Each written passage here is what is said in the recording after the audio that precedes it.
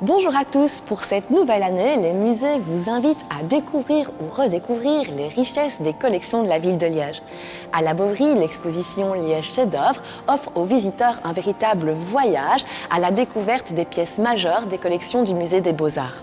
On y trouve évidemment les œuvres trésors de la Fédération Wallonie-Bruxelles, comme les œuvres de Picasso, Chagall, Gauguin, acquises lors de la célèbre vente de Lucerne, mais aussi des œuvres plus méconnues, notamment une très belle sélection d'art moderne et contemporain, parmi lesquelles on trouve des œuvres d'artistes de renom international, comme Arp, Léger, Le Corbusier ou encore Gilbert et Georges. Ce nouveau parcours de plus de 250 œuvres, qui prend place dans l'ensemble des salles de la Bovry, crée un dialogue entre les époques et les courants artistiques.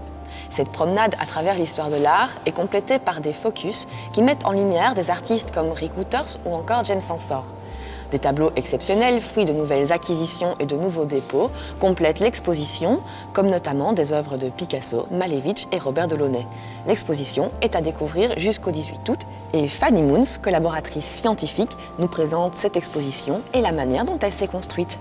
Alors un chef-d'œuvre, c'est une œuvre accomplie en son genre. C'est un terme, c'est une notion assez vaste. On peut y trouver plusieurs définitions. Un chef-d'œuvre, ça peut être une œuvre qui représente la carrière accomplie, donc comme je le disais, d'un artiste ou bien d'un courant artistique, mais c'est aussi les pièces majeures d'une collection. Alors pour la sélection des œuvres, nous avons opéré en deux temps. D'abord, nous avons sélectionné les œuvres dites majeures de notre collection. Donc, par exemple, en sélectionnant évidemment les tableaux de la vente de Lucerne ou bien le Napoléon d'Ingres, toutes ces œuvres qui sont déjà assez conséquentes dans nos collections. Et puis dans un deuxième temps, nous avons vraiment réalisé un travail d'équipe où de concert, nous avons travaillé sur des sortes de coups de cœur en essayant de défendre les arguments pour et contre, pourquoi cette œuvre pourrait être un chef-d'œuvre, puisque vous l'avez compris, le chef-d'œuvre est une notion à la fois objective et subjective. Alors mon coup de cœur, c'est probablement le Paul Bury.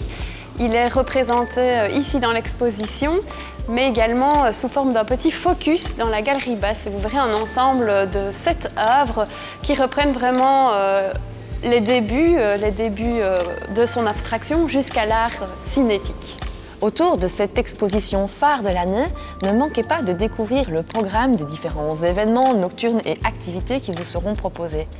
La visite famille du 13 janvier ainsi que la visite thématique du 20 janvier partiront à la découverte des grands courants artistiques qui ont jalonné l'histoire de l'art depuis la Renaissance jusqu'au mouvement d'avant-garde. Toujours à la Bovry, c'est l'artiste bien connu des Liégeois, Mady Andrien, qui est mise à l'honneur. Du 18 janvier au 3 mars, le musée lui consacre une exposition rétrospective de 1962 à nos jours. Dans la Grande Verrière, signée de l'architecte Rudy Ricciotti, un ensemble de 80 sculptures nous emmène en promenade à travers toute la carrière de l'artiste. D'ailleurs, Mady Andrien nous parle de son travail.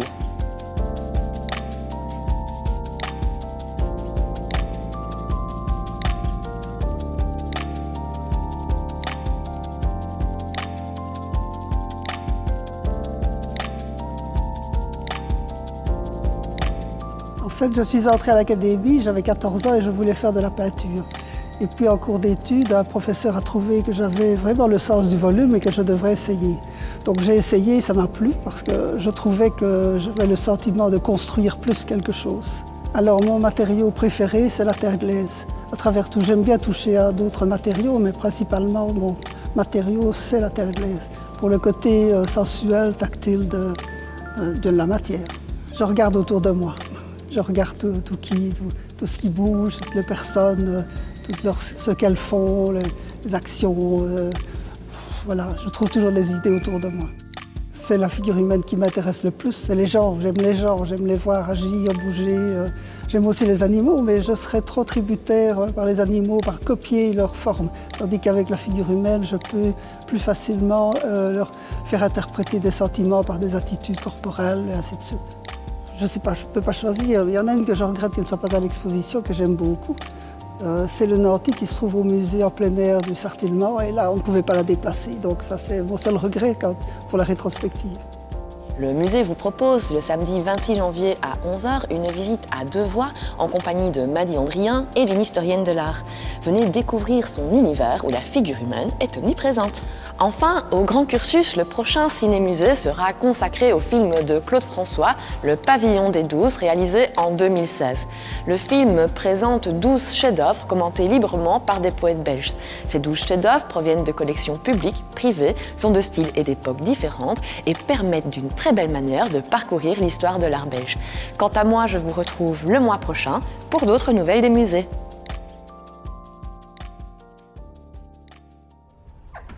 Amarrés au bord de l'Anse, quelques nababs de second rang se prélassent en silence.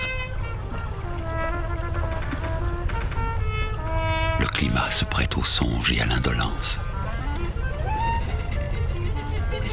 Les apéritifs tiédissent doucement. Les vierges circulent entre les guéridons, vêtues de leur seule vertu.